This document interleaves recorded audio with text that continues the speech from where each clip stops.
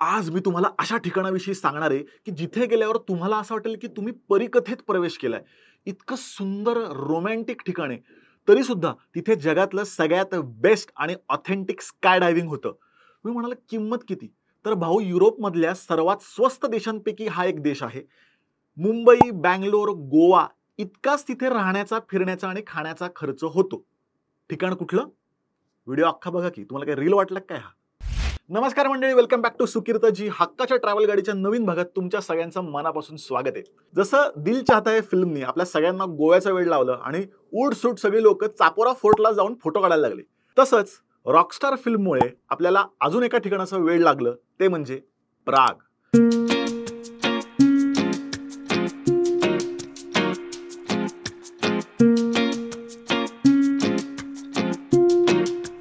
म्हणजे Rockstar film बघितल्यापासून हे ठिकाण हे प्रत्येकाच्या बकेट लिस्टमध्ये गेलं.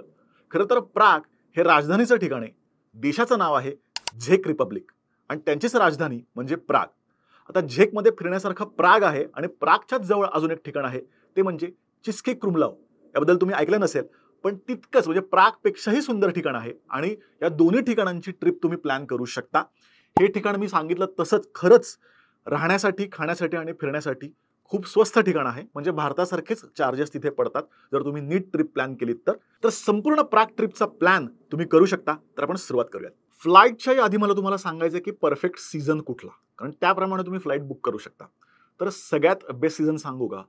सप्टेंबर, ऑक्टोबर आणि नोव्हेंबर. त्यात सप्टेंबर आणि ऑक्टोबर हा सगळ्यात बेस्ट सीझन आहे. फॉल सीझन आहे, म्हणजे पानगळ होत असते, त्यामुळे छान थंडी असते, अजिबात गर्दी नसते. परत हा शोल्डर सीझन आहे. तिथला जो पीक सीझन आहे तो आहे उन्हाळा, आणि तो म्हणजे आता जून, जुलै, ऑगस्ट. तिथे उन्हाळा असतो. खूप जास्त गर्दी प्रागमध्ये होते. जसं आपल्यासाठी गोवा आहे तसं युरोपसाठी प्राग हे गोव्यासारखं आहे. त्यामुळे तिथे बरेच लोक समर वेकेशनला जातात. त्यामुळे अजिबात या 3 महिन्यात तुम्ही प्रागला जाऊ नका. आणि उन्हाळ्याचा सोस जो आहे ना, तो युरोपियन लोकांना खूप आहे. आपण इथे सतत उन्हाळा असतो, त्यामुळे आपल्याला थंडीच्या सीझनमध्ये प्रागला जायचंय. सप्टेंबर, ऑक्टोबर छान आहे. किंवा तुम्हाला छान बर्फ अनुभवायचा असेल तर हिवाळ्यात सुद्धा, म्हणजे प्रॉपर डिसेंबर, जानेवारी, फेब्रुवारीमध्ये सुरेख दिसतं. तिथले जे सगळे स्ट्रीट्स आहेत ते क्रिसमस ट्रीनी छान सजवतात. त्यामुळे बरेच लोक प्रागला डिसेंबरमध्ये सुद्धा जातात क्रिसमससाठी. पण मी तुम्हाला सजेस्ट करेन की शक्यतो तुम्ही सप्टेंबर प्रेफर करा. सप्टेंबर, ऑक्टोबर हा सीझन बेस्ट आहे. खरं तर एप्रिल आणि मे सीझन पण चांगला आहे, कारण एप्रिल मे सीझनमध्ये जास्त गर्दी नसते आणि मुळात म्हणजे थंडी पण छान असते. मग मी फ्लाईट चेक केल्या, मे महिन्यात सुद्धा तशा फारशा महाग नाही आहेत. 5-10 हजारांनीच फ्लाईट महाग आहेत. फक्त इश्यू शेंजन विजाचा येऊ शकतो, कारण शेंजन विजा मिळण्यासाठी तुम्हाला साधारण 2 ते 3 आठवडे तरी पाहिजेत. मी मागच्या व्हिडिओत सांगितलं तरी परत सांगतो, शोल्डर सीझन म्हणजे असा सीझन जो पीक सीझन पण नाही आणि ऑफ सीझन सुद्धा नाही, त्याच्या मधला सीझन, जेव्हा वातावरण छान असतं आणि गर्दी कमी असते. फ्लाईट बुकिंग बद्दल सांगायच्या आधी मला तुम्हाला सांगायचं आहे की जनरली जेव्हा आपण युरोप ट्रिप प्लॅन करतो आणि प्राग सारख्या ठिकाणी जाणार असू, तर फक्त प्राग बघून आपण परत नाही येणार. कारण प्रागची ट्रिप, संपूर्ण झेक रिपब्लिकची जी ट्रिप आहे ती 6 ते 7 दिवसात कंप्लीट होऊ शकते. अगदी 4 दिवसात सुद्धा प्राग होऊ शकतं. त्यामुळे बरेच लोक प्राग जोडून अजून काही देश बघतात. म्हणजे प्राग, बुदापेस्ट म्हणजे हंगेरी, क्रोएशिया अशी ट्रिप करतात. मी सुद्धा ट्रिप केली होती, ती म्हणजे प्राग, क्रोएशिया आणि मॉन्टेनेग्रो.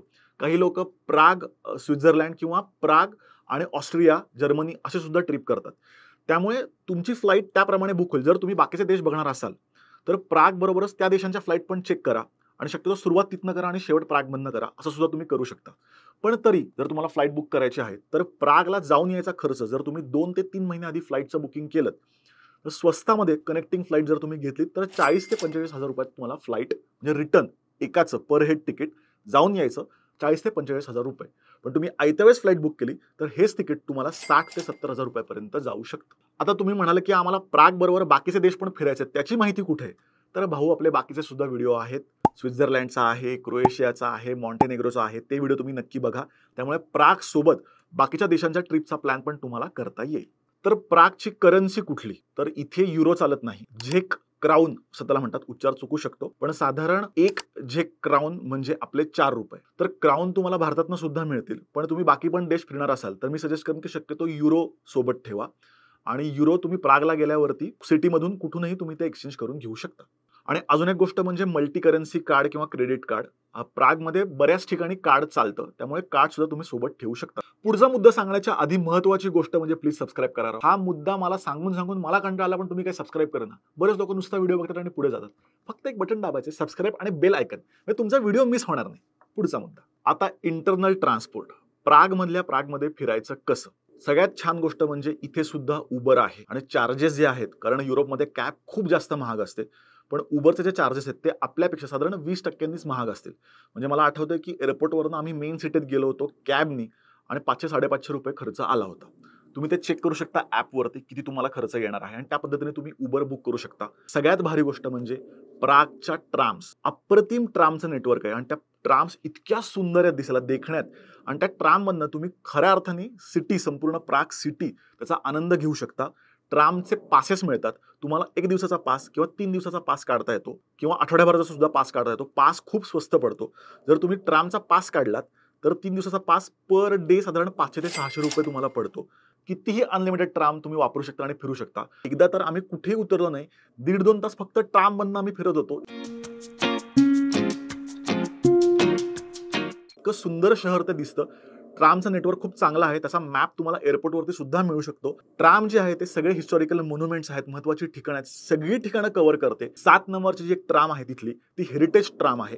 तर त्याचा पण पास त्याच्यामध्ये इन्क्लूड असतो. त्यातनं एक छान संध्याकाळच्या वेळी किंवा सकाळी लवकर तुम्ही फेरफटका मारा, वेगळा अनुभव असतो. तुम्ही म्हणाल की भाऊ आम्ही फ्लाईटचं तिकीट काढलं, पैसे खर्च केले, पण प्रागला बघायचं काय आणि तिथे करायचं काय? परत सांगतो की प्राग ना हे अनुभवण्याचं ठिकाण आहे. म्हणजे ऑफकोर्स बघण्याचं आहे. म्हणजे जे ओल्ड टाउन आहे, काही न करता नुसते चालत जरी फिरलात तरी मजा येईल. छान कुठेतरी ओपन कॉफी शॉपमध्ये निवांत बसून कॉफी पीत 2 तास कसे जातील तुम्हाला कळणार नाही. इतकं सुंदर ते ठिकाण आहे. मी लायबॉन नावाच्या व्हीगन रेस्टॉरंटमध्ये गेलो.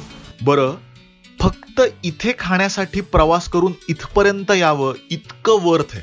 बाय द वे, हा अतिशय उत्साही मालक कम वेटर आहे. आय थिंक तिथे ना सगळे तेच असतात आणि तो इतका गोड आहे, त्याचा उत्साह बघा. Yes. Thank you.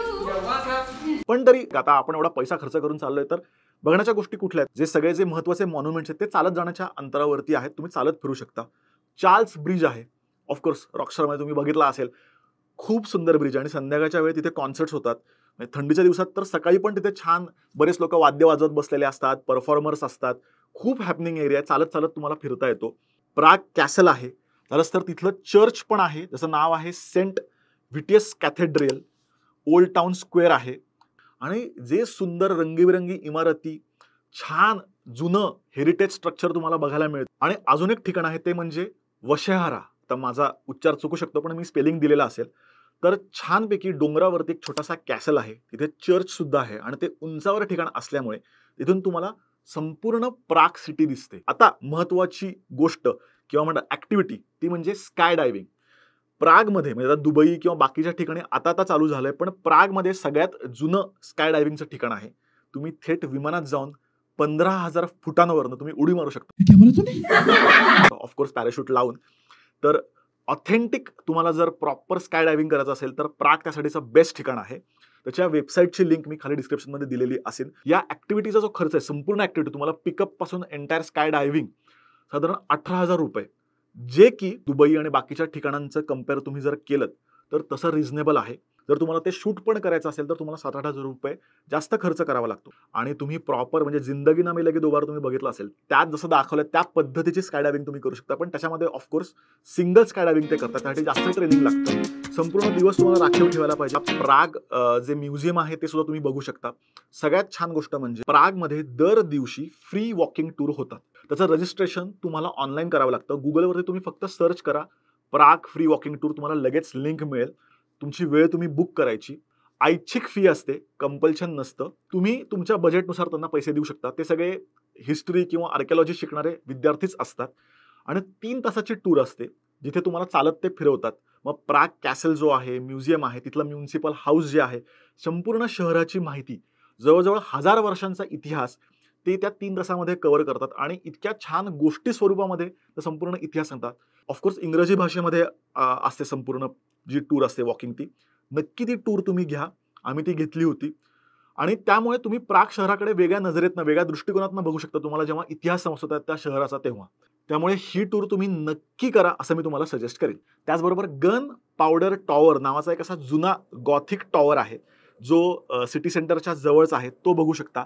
Old town square आहे आणि त्या स्क्वेअरमध्येच, म्हणजे स्क्वेअरमध्ये तो छानपैकी चौक आहे आणि या ओल्ड टाउन स्क्वेअरमध्येच ॲस्ट्रॉनॉमिकल वॉच नावाचं एकदम जुनं, म्हणजे जवळजवळ मला वाटते 700 ते 800 वर्ष जुनं ते घड्याळ असेल, असं घड्याळ आहे. तिथे तुम्हाला सीझन सुद्धा कळतो, वेळ कळते आणि दर 1 तासाने त्याची बेल वाजते. दुपारी 12 वाजता मोठी बेल वाजते, त्यामुळे ती बेल ऐकण्यासाठी आणि ते घड्याळ फिरतं, त्याचे रील बनवण्यासाठी खूप तिथे गर्दी जमते. खूप सुंदर घड्याळ आहे, तर ते पण तुम्ही बघू शकता.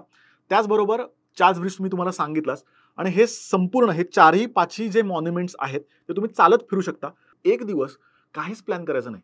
जिथे दिसेल, जे छान वाटेल तिथे चालत सुटायचं. आणि छान गोष्ट म्हणजे प्राग प्रसिद्ध आहे तिथल्या इंटरेस्टिंग कॅफेसाठी आणि प्रागमध्ये पब कल्चर सुद्धा खूप जास्त आहे.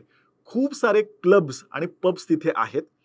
पण परत आता मी पीत नसल्यामुळे मला काही त्याचा उपयोग नाही आणि मला आणि उर्मिलाला जनरली जी अशी छान शहरं असतात ना, ती सकाळी लवकर फिरायला जास्त आवडतात. त्यामुळे आम्ही सज्जन मुलांसारखे रात्री लवकर झोपून सकाळी लवकर उठून 6 वाजताच संपूर्ण शहर फिरतो. अजिबात गर्दी नसते, खूपच निवांत शहर असतं. तसं जास्त फिरायला आम्हाला आवडतं. पण जर तुम्हाला पब आवडत असेल भाऊ, तर नक्की पब कल्चर पण तुम्ही प्रागचा अनुभवू शकता. पण परत एकदा सांगायचंय, विशेषतः जर पोरापोरांचा ग्रुप असेल तर, की पब कल्चरमध्ये तिथे खूप जास्त स्कॅम सुद्धा होतात.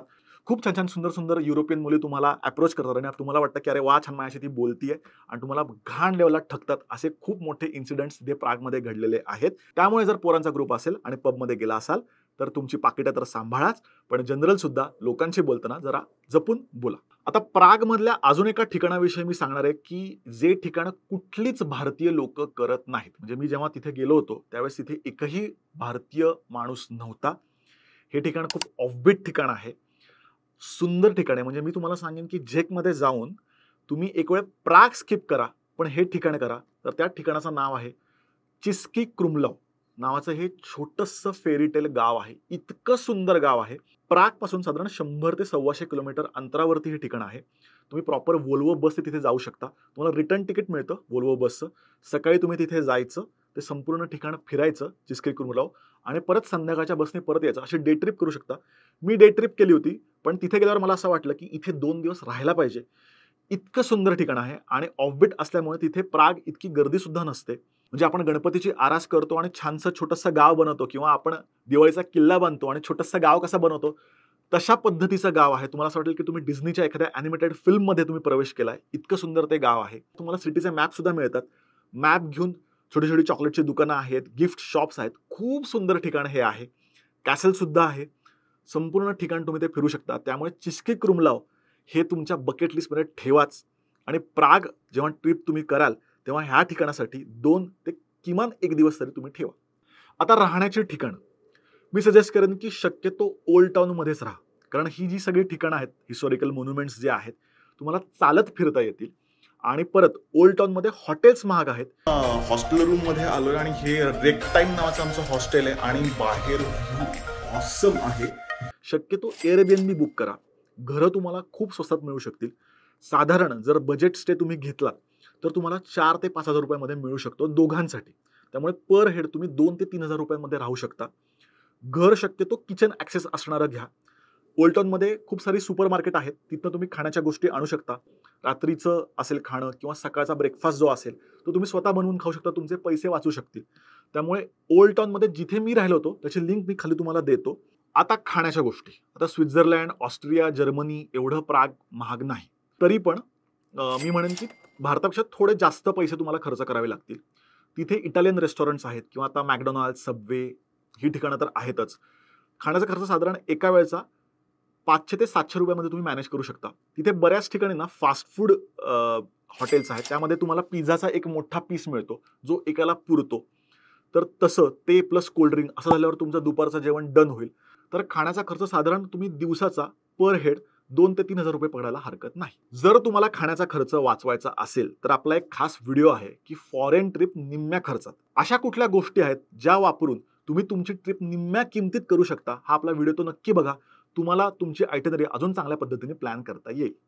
आता प्रागची आयटिनरी. जर तुम्ही फक्त प्राग ट्रिप प्लॅन करत असाल, तर निवांत 7 ते 8 दिवसांची ट्रिप करता येईल.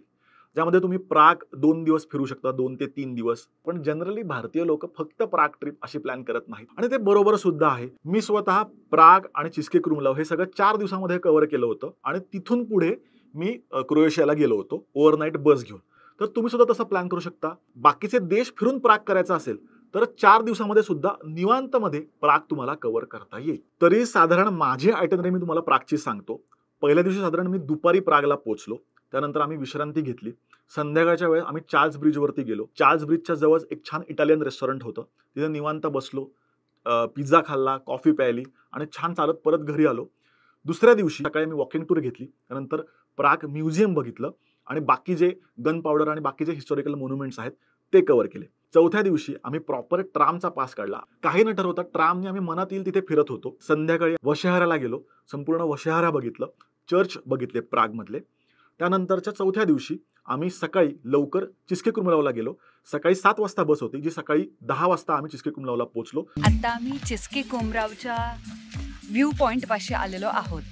इथून कॅसल अप्रतिम दिसतो आणि थोड्या वेळात आता कॅसलला जाणार आहोत. संपूर्ण चिस्केकुर्मलाव फिरून आम्ही तिथून संध्याकाळी 6ची बस घेतली, जी रात्री 9 पर्यंत प्रागला आली. अशी आमची 4 दिवसाची ट्रिपची आयटिनरी आम्ही प्लॅन केली होती. पण तुम्ही तुमच्या सोयीनुसार, तुमच्या दिवसांनुसार नक्कीच प्लॅन करू शकता. सगळ्यात छान ऑफिशियल वेबसाईटवरनं, इंटरनॅशनल चांगल्या ज्या वेबसाईट आहे त्याच्यावरनं बुकिंग करा. ॲप्स वापरा.